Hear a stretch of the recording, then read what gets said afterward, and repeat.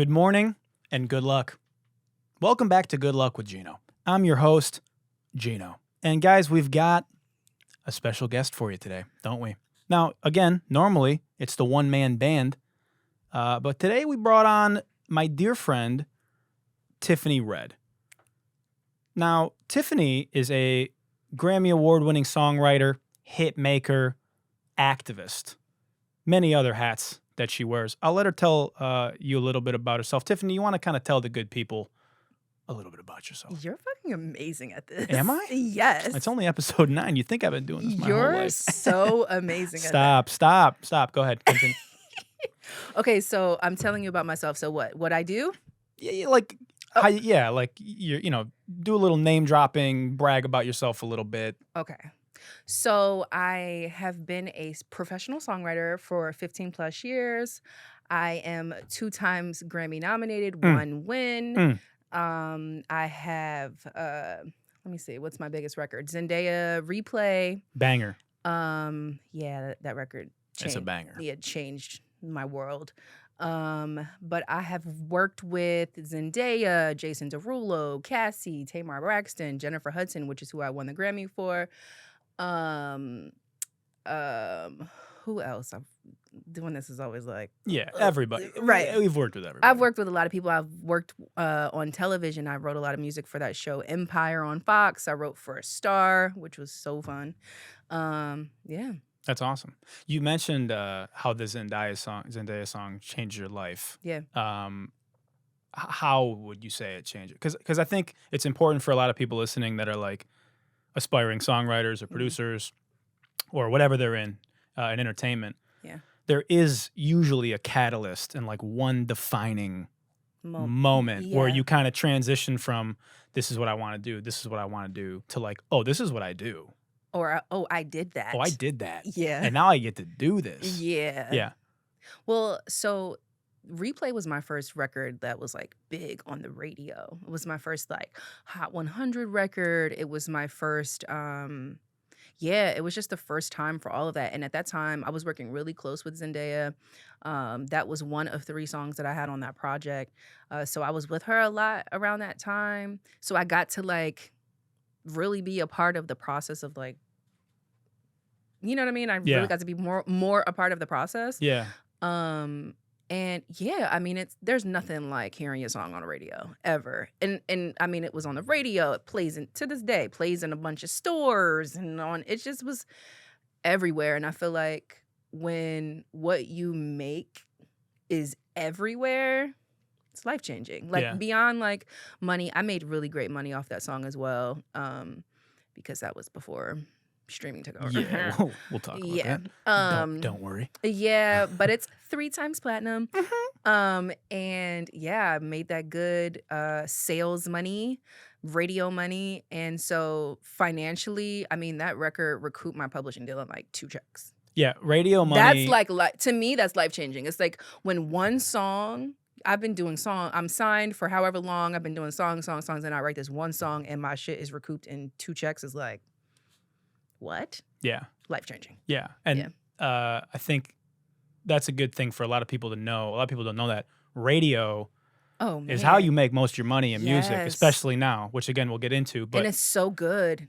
It's good money. It's still good money. Yes. Because you get, there's obviously the royalties are different, but you're also getting paid a lot of bonuses if your shit is top 40, if it stays top 40, if it hits top 20, if it hits top 10, how long it's top 10, you get bonuses for all that kind of compile. And so, I'm sure that was. I just saw Tehran from Rock City on the love him on the See the Thing Is podcast, and he was talking about how he's like I'm focused on radio records, like that's how I get I still make my good money is radio. I have no desire when I get into a session. I have no desire now because I can't focus on anything other than radio, which means usually tempo. Yeah. And I just, it's very difficult now because you make, which again, we'll get into. I don't want to blow my load too early here, but we'll get into the lack of money in streaming. Yeah. You really have to be most efficient in most cases You need to be writing hits. writing hits. So I'm not Or like interested. TV and Sync and stuff like that. Yeah, of course, Which of is a course. whole different world. Yeah, like I'm not interested in doing an album cut. Oh, is that me? Oh, Siri. Oh, it's serious. Siri's listening to us. Interesting question. Interesting question. How about we say, it's like, girl, mind your Interesting. business. Yeah, exactly. Shut up. We Yeah, turned the you're phone not a off. guest on Good Luck. Series, ladies and gentlemen. Yeah. So anyway, yeah, it's just not. It's not efficient Yeah. as a writer. No. Okay, so is that your favorite song you've ever written? Would you say? My favorite song that I've written for somebody else. Yeah. My favorite song that I've written for somebody else is a song that I did on 7th Streeter called Just Being Honest. One of my favorite songs I've ever written, period. Why is it your favorite? I don't know. It's just great. I don't know how to explain it. Like I don't know. It's just a great, Yeah. It's just a great record. Like I've always felt like out of my catalog, that song was just amazing. That's a great point because, in a lot of sessions or like when you tell people what you've done or what you've worked on, obviously you have to tell them like your hits. So like, yeah, I've done this and I've done that. But I think like, for me especially, like when I play people records, play me some of your stuff. 9 times out of 10, I will play them a record that's not even out yet. That's just my favorite demo that I've done. Yeah. Like I definitely, some of my favorite songs in my catalog are definitely not the biggest ones. And honestly, I wish that song could have been bigger. I love 7th Streeter, and it would have been amazing if that song would have been chosen as a single and got a push. But it didn't. It's just out of your hands. Yeah. Which is like with a hit. But she sang the hell out of that song. Like I just was like, damn, y'all didn't go with this record. But I mean, That's always a fucking head scratcher. I've got a lot of those stories where it's where you're like, dang. Yeah. I won't say it. Never mind. Never mind. But I love that song. I think that 7 did a phenomenal job. I really wish that song would have got a bigger push. Yeah. Yeah, you can't really tell, like, it's hard to know, like, what a hit is when you hear it because you're talented and you're like, first of all. You just like have I feel like it's like spiritual. Like you could just feel it. Yeah. Like the sonics of this is very. Because a hit in terms of like the results of a hit are out of your hands. Yeah. You can't control if something's going to turn into a hit. Yeah, if they're going to market it and do all the things. But sonically, you can tell which records. If you're a real hit maker and you have taste, because we don't make, this is going to sound so fucking vain, and I don't care. Obviously. Look at me. Do I care? No. He doesn't. We don't make bad songs anymore. We don't. I haven't written a bad song in a long time. I mean, geez, it's been fucking, woof. Yeah, it's been like maybe 4 or 5 years since I've left a session and been like, well, that sucked. That song is terrible. Yeah, but you can usually tell, like, for me, it's about 20 minutes into the session even, where I'm like, oh, this feels special. Yeah, this feels like one of them ones. And a lot of times, not every time, but a lot of times it's how easy it comes out. At least the bones of it for me. Like if I sit down and we start working on a track and like a melody comes real quick or like a concept that fits a melody and it's like, oh, fuck, that is, but it's out of your hands after that point, right? I felt like that about Replay when I did for Zendaya. Like when we did that song, I don't know, it was just like a knowing, like this record feels special. And it was. Yeah. Like this song feels big. I've had both ends of that spec. I've had like when we did My Type, instantly, as soon as London on a Track started with the sample, bum, bum, bum, bum, bum, I'm like, oh, freak, like this is going to be, I just knew it was the gonna be Sweetie huge. record? The Sweetie record, yeah. Fire. So like that song actually took a very long time. We did like 7 sessions on that song. Just working through the hook, changing the hook, tweaking the verses. Same. Yeah, but the bones were done. And it was there. like, this is it. Obviously, yeah. But then there's also been times where I've like, oh, this is a hit. And it comes out and it's like. And it doesn't, but oh. Well, do you feel like it's was it how people received it, or was it how the song was marketed? Both. Okay. Sometimes. I Okay. think, Like where you're like, dang, y'all didn't. yeah, I'm like, y'all didn't fuck with this? Yo, there's a song that Cardi did called, is it called Be Careful? Yeah. Be You are careful the- with me. Yeah. Yes, I thought that record, I thought the melodies were so good. I thought what she was saying was amazing. I was like, oh my God, I feel like the people who love R&B are going to be like, yes. I just knew that record was going to be like, phew. Well, what we know is a lot of times today, which I've talked about ad nauseum on this podcast, is that labels don't throw money into stuff unless it's moving naturally anymore. So, like, even if, like, for example, with Be Careful, I'm sure if it was hitting the metrics that they needed it to hit on its But own, I'm or like, like, how many metrics it was going? It wasn't like I- it was, it's Cardi. Yeah, You know what I mean? I'm like, how big does the metric need to be for you Yeah. to be like, I don't know. You know what I mean? Like, I just felt like it was such a great song, and it was different to some of the other songs that she's done. You know what I mean? I just was like, dang, this is dope. But, yeah, you know, they don't want to hear that from her. Apparently, they want to hear fucking. yeah, The streets want to hear, wet ass pussy. yes. In the mop. But I love that record. I mean, I And love Cardi. Let me tell you something. I'm a fan. And I'll expose myself here. Whenever I work on a Cardi record, I'm never writing her wet ass pussy records. I'm trying to write like Be Careful. we talked about. Yeah, like pop, like shit that like you wouldn't expect from her. Yeah, Because, like- she's more than Yeah. And that goes for any artist I work with. And as a writer, and this is something we can kind of dive into. Yeah. Anytime I approach a session with the artist, I'm giving them what I want to hear them do. yeah. Because they already have everybody else giving them what they think that they are going to And do. you know what? I don't think that a lot of people realize that. Like, they hear people's songs and they think this is all coming from them. It's like, no, it's not. No. It's a lot like screenwriting or Yes, being an actor. exactly, Like exactly. I want to, when I approach a record, it's like I recognize what that person's brand is Mhm. and what kind of music that they make and that they're good at. And then for me, it's like, okay, when let me tell you my favorite quote ever. Okay. It's from Bryan Cranston. And he's talking about auditioning and how when he was first auditioning as an actor, he was super nervous. And he was like, oh my God, like, I need this role. I need this role. This role is going to change my life. And every audition he went into, he would see the casting directors and he would be scared. And then it wasn't until he shifted his perspective and started realizing, I don't need this role. I have another audition tomorrow. They need me. or the right Or they person. need the, yeah. They need to cast the right the person. character for the, yeah. And if they don't, their job is on the line. Yeah. They need that next. So all I can do, and also they don't know what they want. No. Casting directors have no fucking idea what they're looking for. They're like, all right, vaguely this kind of person. Neither do record labels. And neither do record labels. Exactly. Yes. They have no. So all Bryan Cranston realized, all I can do is go into this audition and give you and nail that and give you me give you what I think I would be as this guy. as this character. I'm going to tell you what you need. And you're either going to cast me or not. Or you're not. But this is all I can do. Like, and then they'll be like, oh, I like your take on this character. Yeah. And that's what songwriting is. That's exactly what songwriting is. Because I feel like there's certain songs, like there was what's it called? Something Pop. It's a show on Netflix, a docuseries. And there is an episode about Boyz II Men. And Babyface was talking about that song, I'll Make Love to You. And he was like, I'll Make Love to You became what it did because they sang it.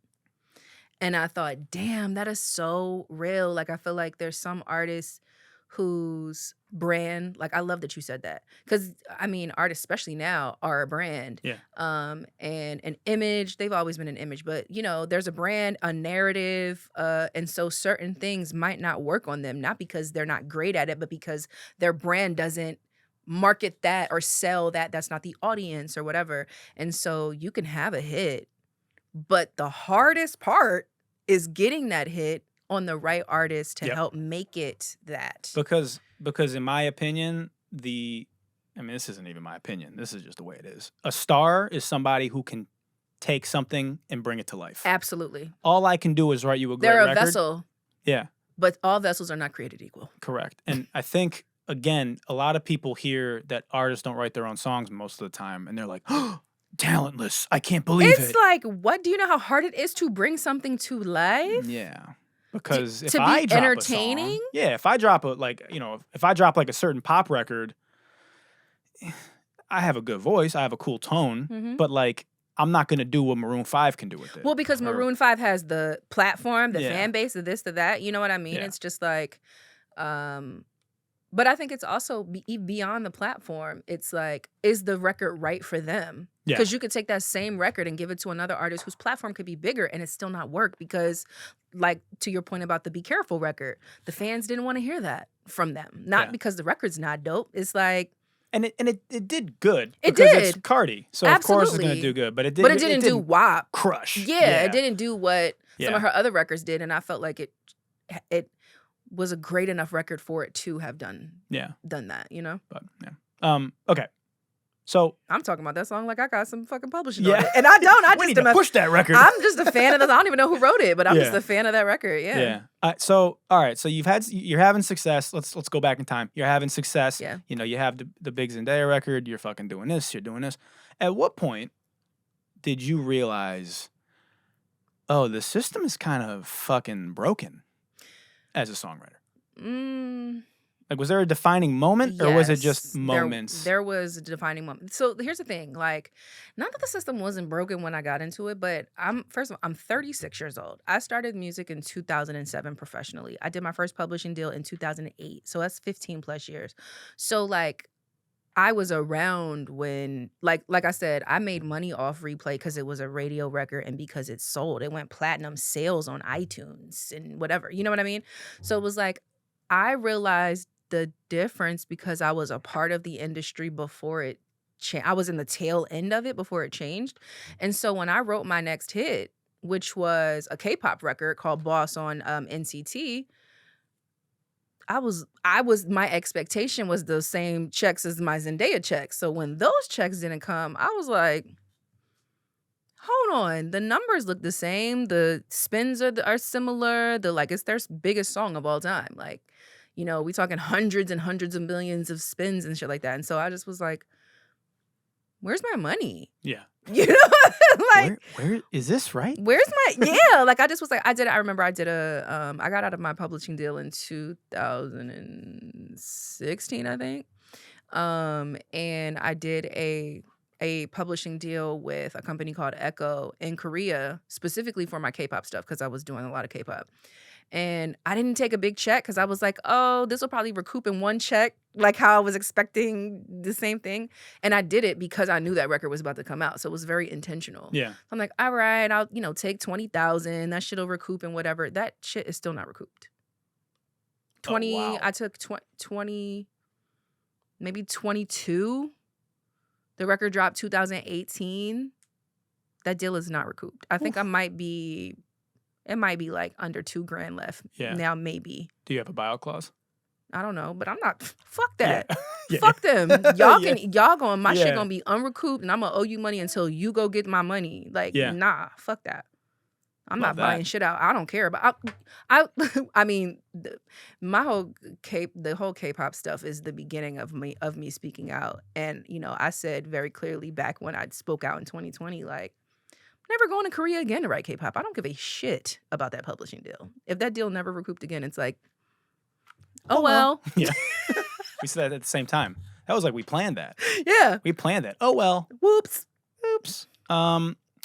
Yeah, for me, I think my defining moment was because, when you're an aspiring writer or producer, I mean, I can't speak for everybody, but I don't think everybody starts out with like their dream being a songwriter. Most of us are like, I want to be an artist. I wanted to be a songwriter. Right. I didn't want to be an artist at first. For sure. Yeah. But not everybody. But I yeah, think a lot of most people people I've met, they're are like, artists. I'm going to be a pop star. Yeah. I'm going to be a rapper. Yeah. And then we kind of realized, like, actually, that sounds fucking horrible. And this is so much fun. Yeah. And so, I fell in love with writing. Mhm. And, I moved to LA about 10 years ago. Mhm. And I was doing a lot of acting stuff and From- voiceover from Detroit. Okay.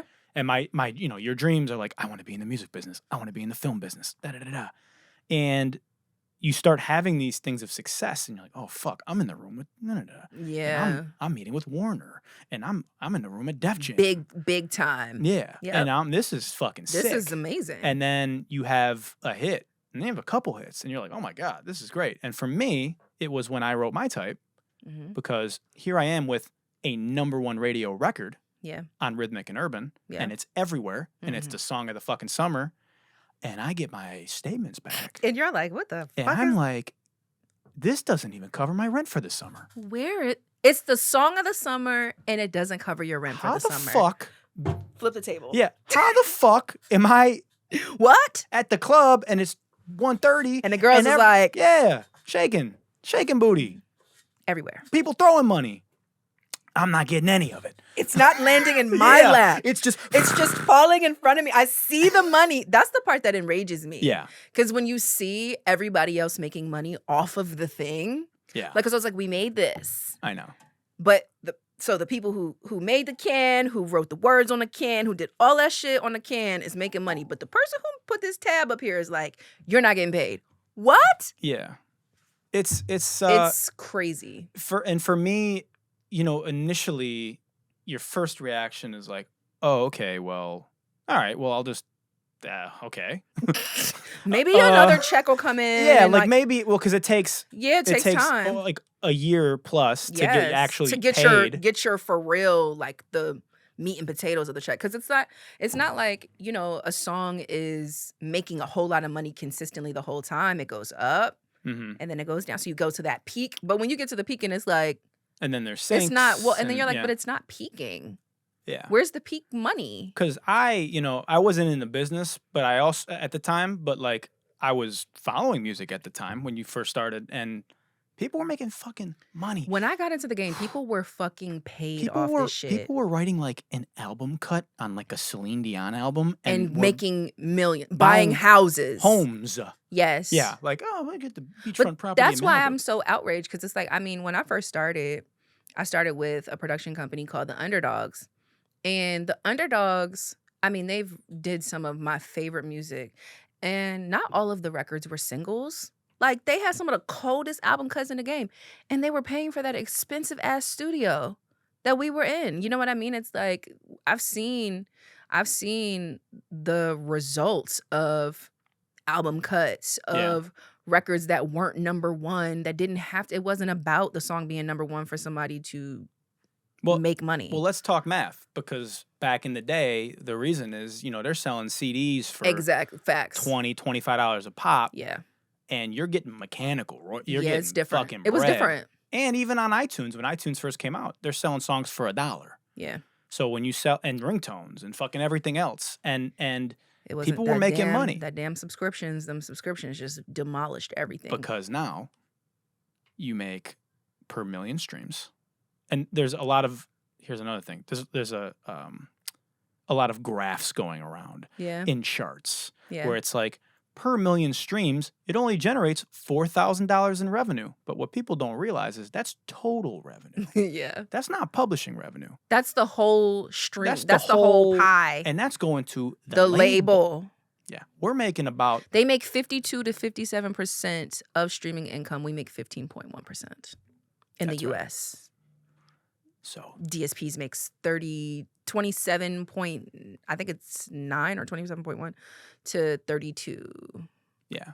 So we're getting fucked.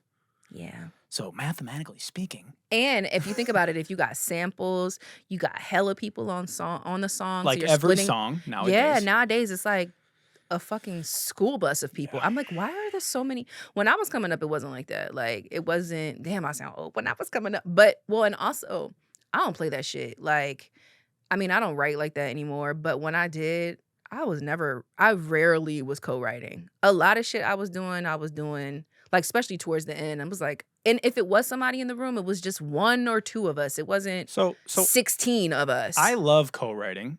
I cannot do more than 3 people in a room. It's like, what are we doing? Maybe 4. It's a lot. And the biggest fucking the thing Yeah.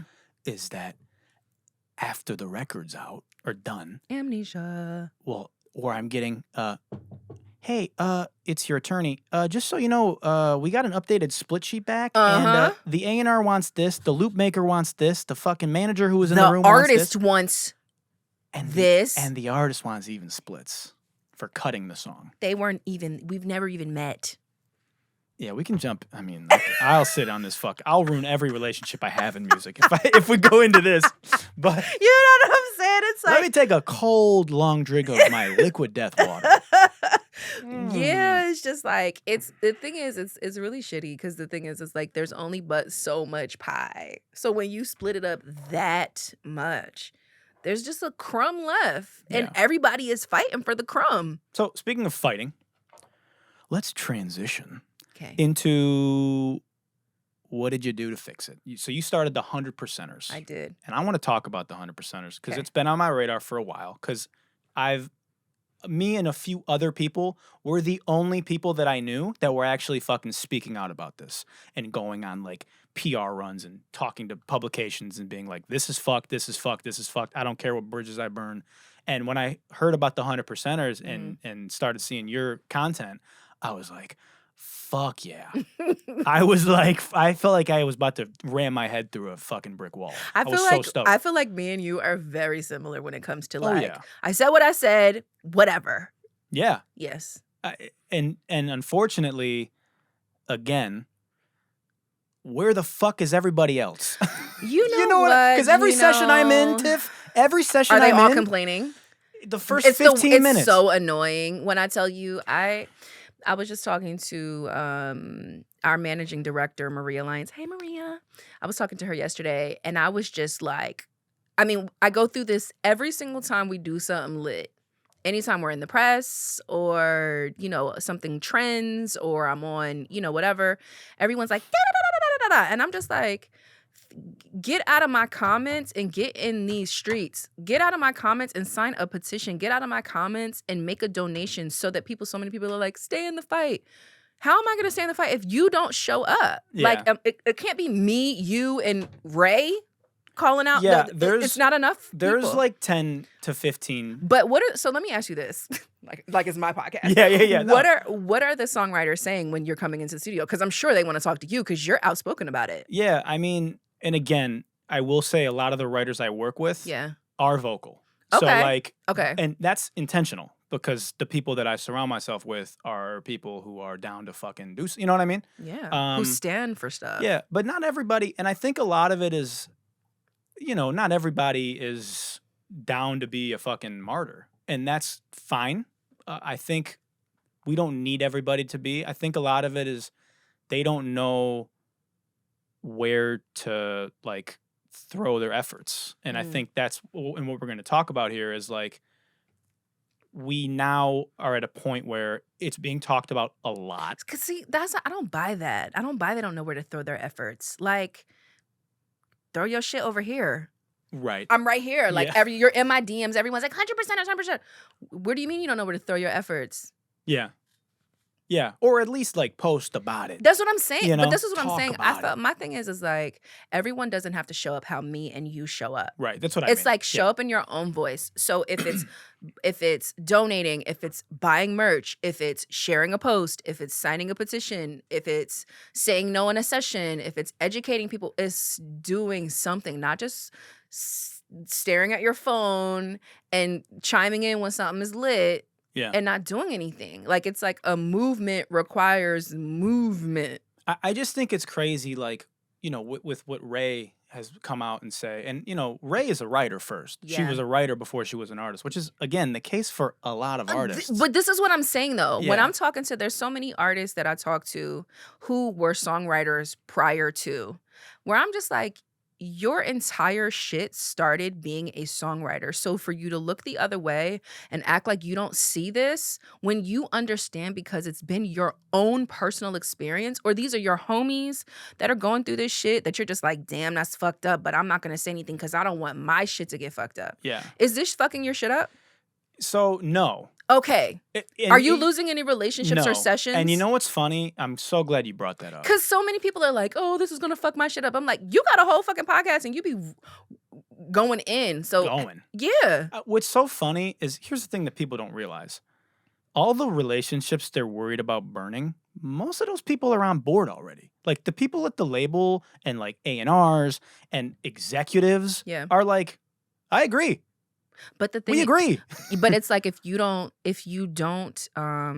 get behind it. They have no reason to, Correct. because it's a reactive business. I was watching something the other day, um, and, um, and it was a professor of, I can't remember his name, but he was a professor of African American studies, and he was talking about how social movements are always the catalyst for change. Big corporations, the government, anything that's powerful doesn't say, you know what? We've heard them complaining. Maybe we should change that. That's They're- not how They're right. it's the right thing to do. Guys, we're making too much money. It's wrong. We should really help them. Yeah. That's not how anything happens. We should give them the right to vote. Well, and it's how we like got finally connected was the WGA strike. yeah. You know, we've been like kind of talking and we've, you know, obviously we both see what we're doing. Yeah. And the WGA strike, a lot of people's reaction was like, oh, this is kind of a good moment for writers. And we both separately were like, hey. Yo. Yeah. And then we got connected. Yeah. And so the thing I want to talk about on here is like, Yeah.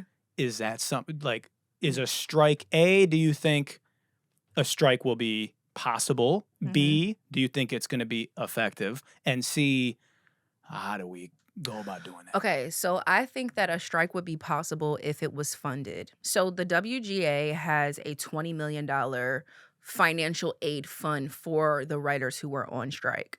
So I think that if, and no shade to the writers that are listening, but it's like, I'm thinking about this and I'm also thinking you're not getting paid in the first place. So the fact Right. that I have to pay you to do this is ridiculous. But okay.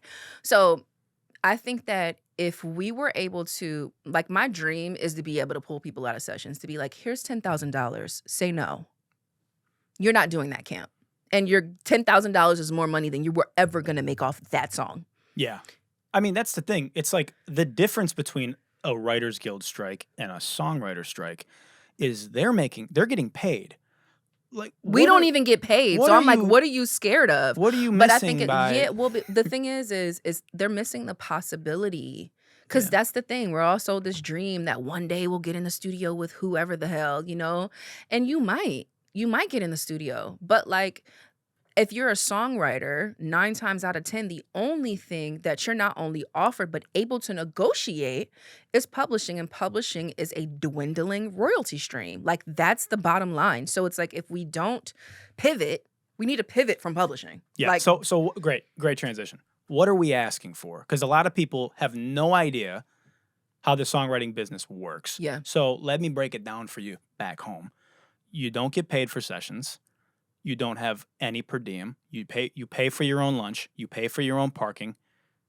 Again, if you are lucky enough to get a cut, you are fighting tooth and nail for your publishing. and you're fighting everybody. Everybody. They Yes. pin you against your peers. They pin you. You don't get a fee. So like when producers produce a record and the label buys the song, there's a producer fee. So they'll make anywhere from $5 to 50 any amount of money you could think Yeah. of, $1,000 per song. per song.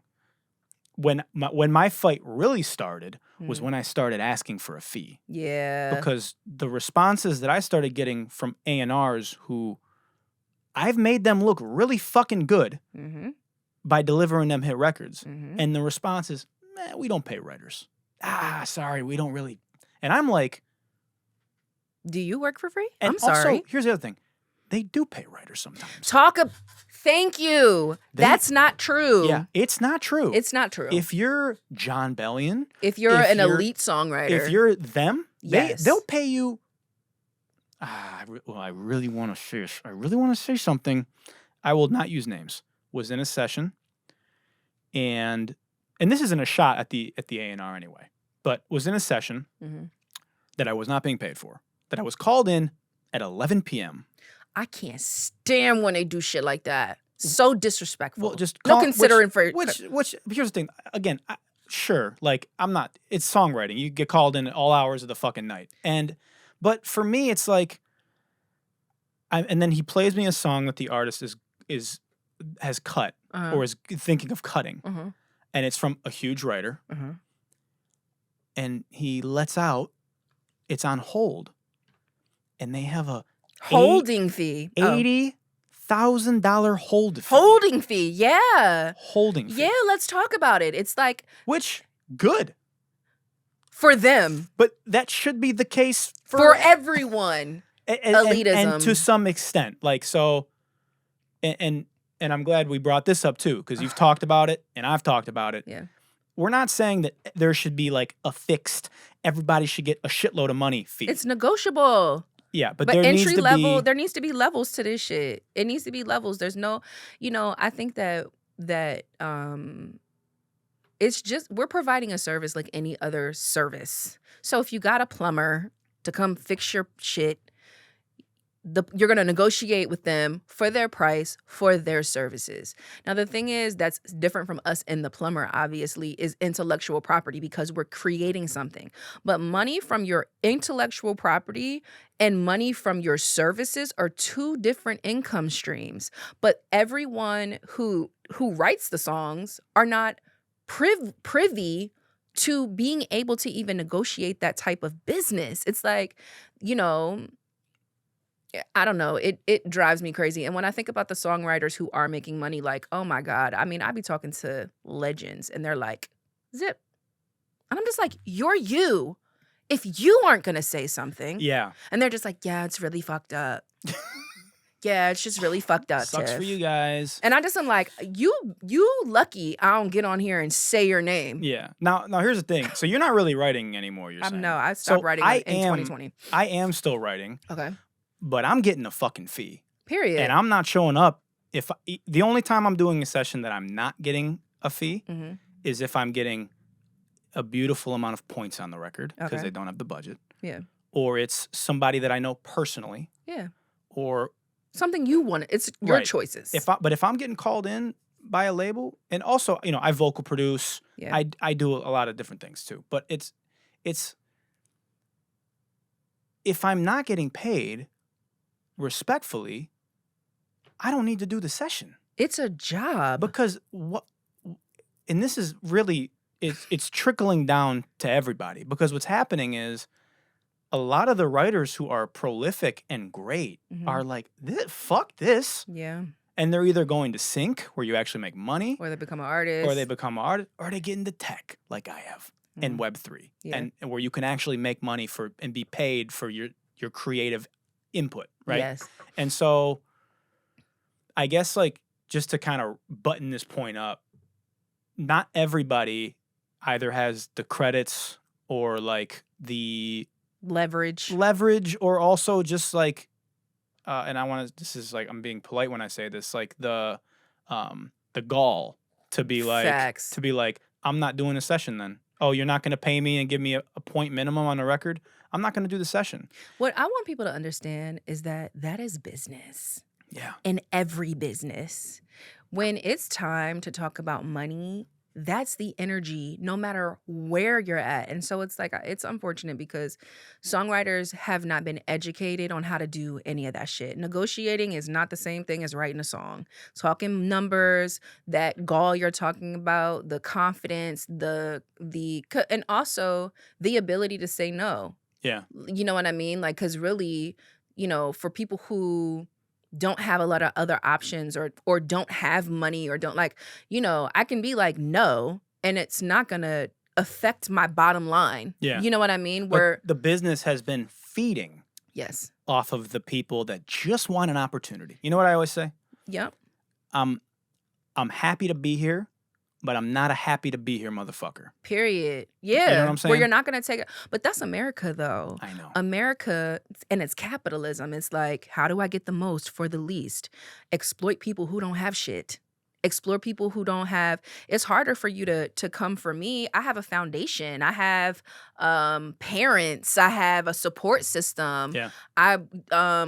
You know what I'm saying? I'm educated, so many things where it's like they want the starving artist. They want the young kid. Like, think about it. Every time you see like a music show or when someone's pitching an artist, they always talk about how young they are.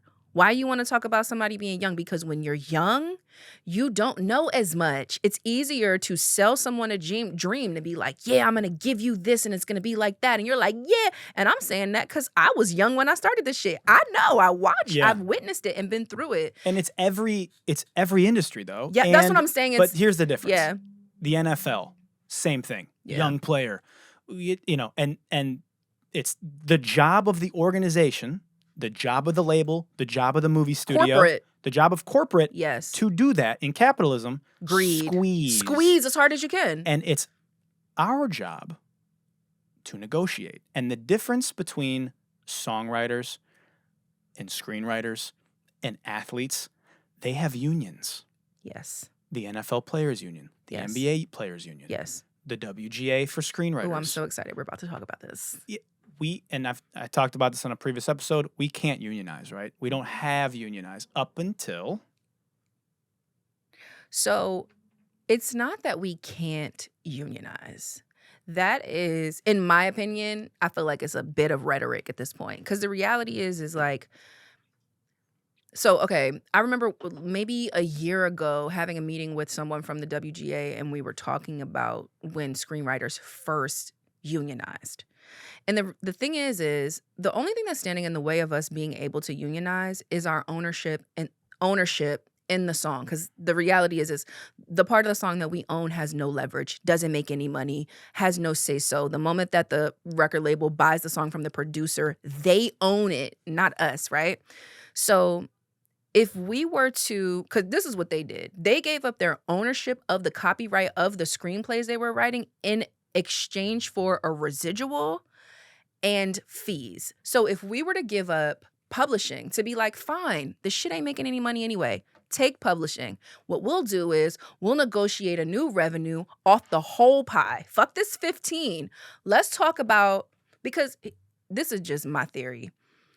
Major publishing companies are owned by major record companies, right? So if the major record companies are making 52 to 57% of total revenue from streaming, and then songwriters and publishers are making 15.1, that really is code for they're making 52 to 57 and 15.1. So they have the majority of the pie. So let's negotiate off that number. Screw this little shit, but songwriters would have to get to the point where they could conceptualize that and really make the decision, because at this point now, publishing is a long game. If you can't, it's like property. You got to be able to pay to play. If you can afford to hang on to your publishing, if you can afford to build a catalog, to afford to do all of that shit.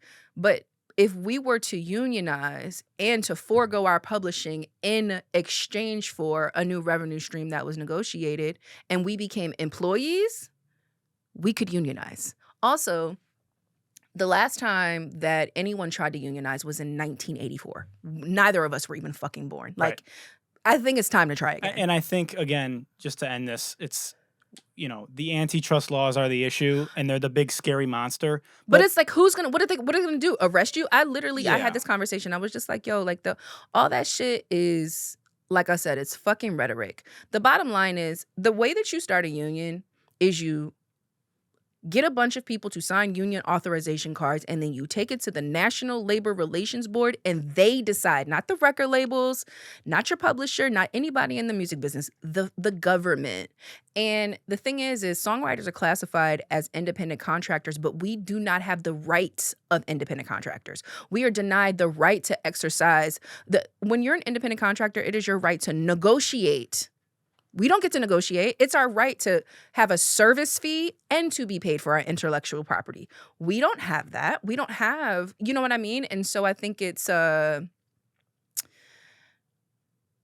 It's time to challenge that. Yeah. We can't. It's like, says who? Rules are meant to be broken. Like, stop being scary. And you might want to stay tuned, because this may be a little foreshadowing of what's to come with the 100%ers and your boy. Okay, to end the show, we're going to do everyone's favorite segment, which is the FOHHOF, which stands for the Fuck Outta Here Hall of Fame. Every week, I talk about somebody that needs to get the fuck out of here. Get the fuck out and be inducted into the Hall of Fame. This week, Have you heard about the show The Idol? I have. Yeah. So for those back home who aren't tapped in, there's a show that's been highly anticipated for a couple of years now called The Idol, starring Lily Rose Depp and The Weeknd.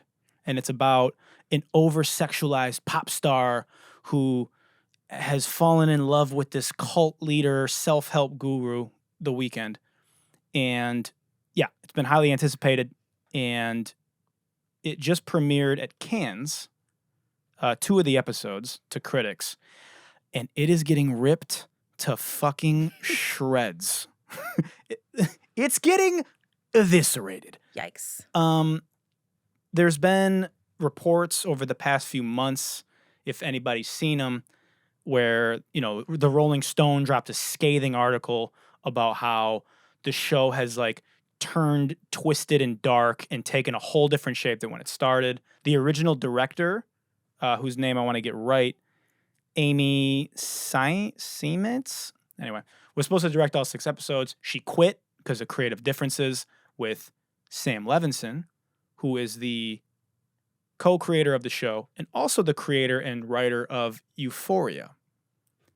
Now, the reports coming out of Cannes from the people who have seen the show are that it is, and I quote, twisted torture porn. Yikes. Yeah. Let's the reports twisted torture porn. Okay. It's apparently just so, and if you've seen Euphoria, it's just so much nudity. Yeah. This guy Sam Levinson wants everybody to be naked all the time. And there was a lot of, stuff came out after Euphoria or during Euphoria where a lot of the actresses came out and were like, I was very uncomfortable by the amount of nudity that Sam Levinson wanted me to portray. Yeah. So like Sydney Sweeney, Chloe Cherry, I didn't know that. Martha Kelly, yeah, Wow. Minka Kelly. They basically were like, Sydney Sweeney was naked the whole first season. What character does she play? I haven't. I'm Okay. not a big fan. Is it the girl with the of blonde show. hair? The blonde hair. Yep. Yeah. She was naked. The one that got she's just super naked. Yeah. And in season 2, she was supposed to be more naked Yeah. and had to tell him like, yo, It's too much. It's too much. It's too much for me. Yeah. And so they started scaling it back. And this happened to a lot of different actresses who would like come on set as a guest role. And he'd be like, okay, actually, so for this scene, you're going to be naked. And they're like, huh? So Wow. on The Idol, yeah, the reports are it's just like BDSM. It's It's a lot. It's like 50 Shades of Grey, but like 100 more shades. And it's about music, which I don't like. Because it makes it seem like yes. It's just like this is the music industry. This is music. You gotta be so yeah. The show apparently starts with her just butt ass naked. How the show starts, and it is so grotesquely sexual. The audience is like, I've seen it. It's got 9% on Rotten Tomatoes. Damn. Apparently, in the second episode, there's a 10-minute scene, 10 minutes of The Weeknd talking dirty to Lily Rose Depp while she's like fucking fingering herself, and then like tells her to suck his dick. She does, and apparently Sam Levinson wanted it to be longer. 10 minutes is a long time. That's too fucking long. It's like I fast forward through shit like that. It's That's like a this is awkward. That's a porno. I feel uncomfortable. It's a porno. 10 minutes. You're watching a porno. HBO. HBO, is it? Yeah. So, okay, I'm gonna play a clip. If you haven't figured it out by now, this week's FOH HOF inductee is Sam Levinson. You fucking creep. I'm gonna play a clip. All right. At Cannes, they had a press conference with Sam Levinson and The Weeknd and Lily Rose Depp, who's Johnny Depp's daughter, by the way. Okay. And they asked him, a reporter asked him, like, what do you have to say about like what everyone's saying about the show? Yeah. that it's over sexualized and you're like And they're pushing calling it porn. Yeah. And this is what he said. Here's his response. We know that we're making a show that is provocative. It's not lost on us. I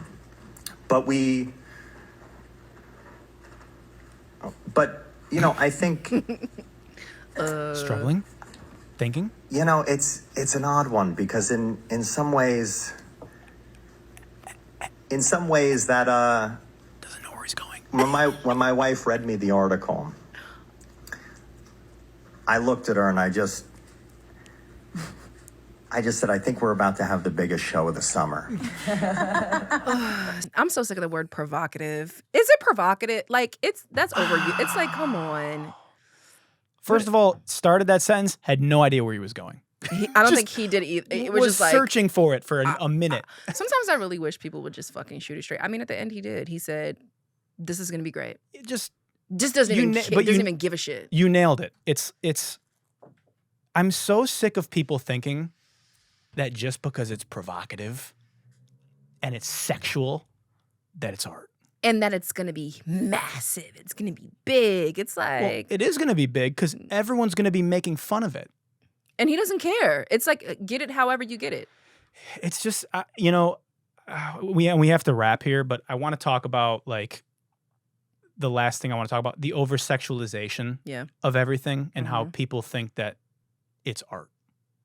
And the reality is, just because you're over-sexualizing it, it just cheapens it if there's no actual substance behind it. Right. If it's not, like, actually done, if it's not about something, like, it's just, like, naked. Yeah, and we see it a lot in music where, like, it can destroy a brand. Yep. If you over-sexualize something that doesn't fit. I mean, obviously with an artist like Cardi or Nicki or, a lot of artists, it works.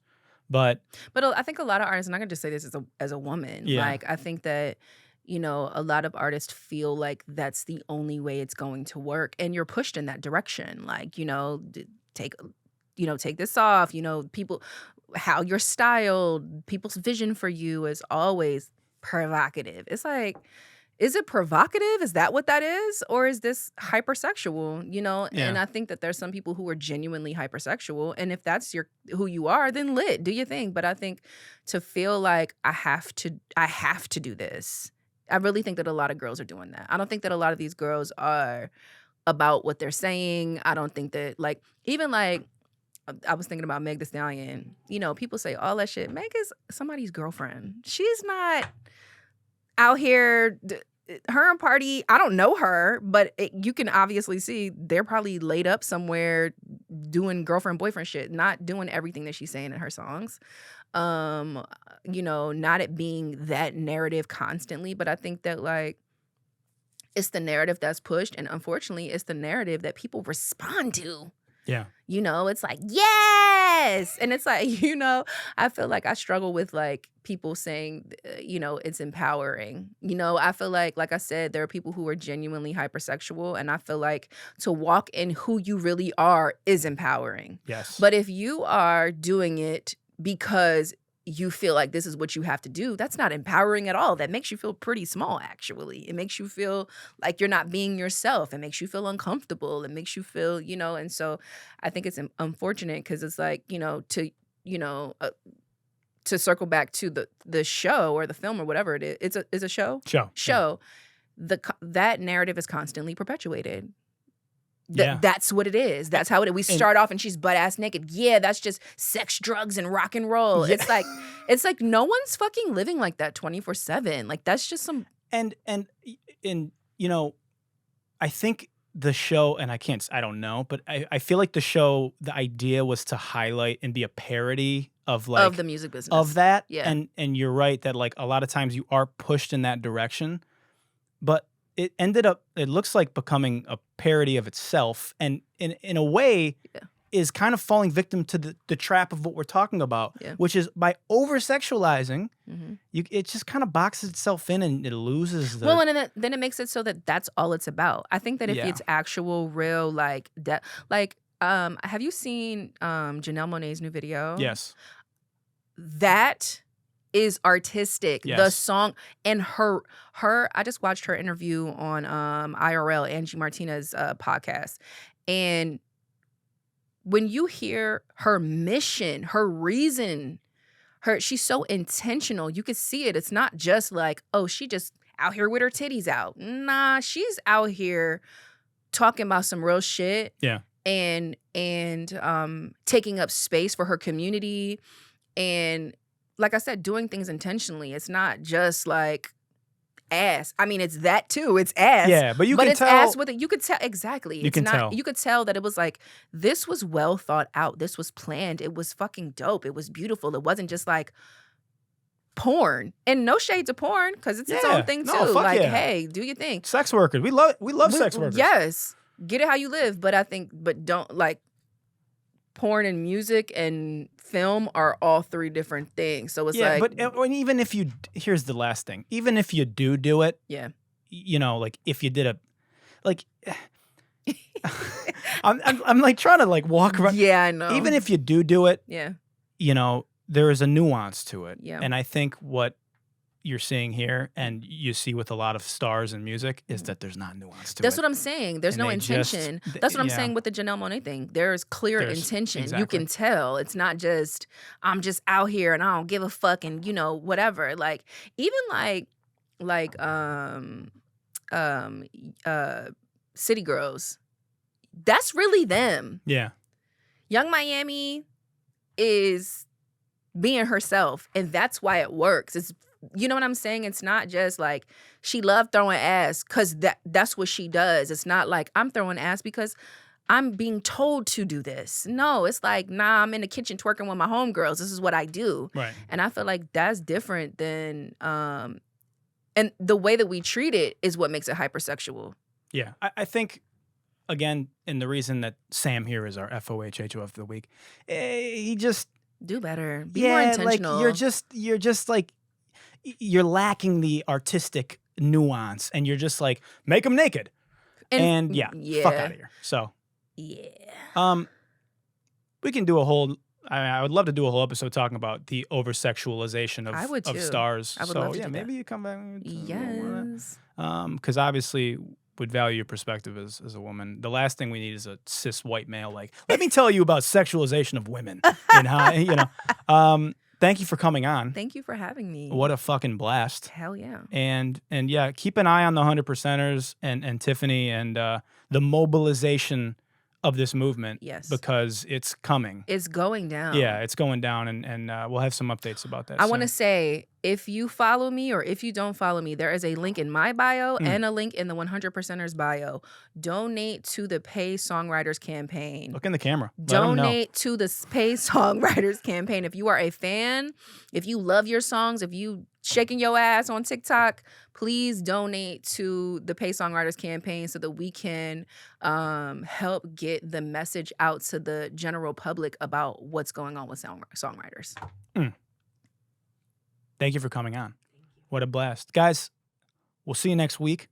Good night and good luck. Good night and good luck. You smile and say goodbye to me, but I don't give a fuck. You hop in the Uber, off to your future. Good night and good luck. You try to play your cards with me, but I'm calling your bluff. Cause it wasn't enough.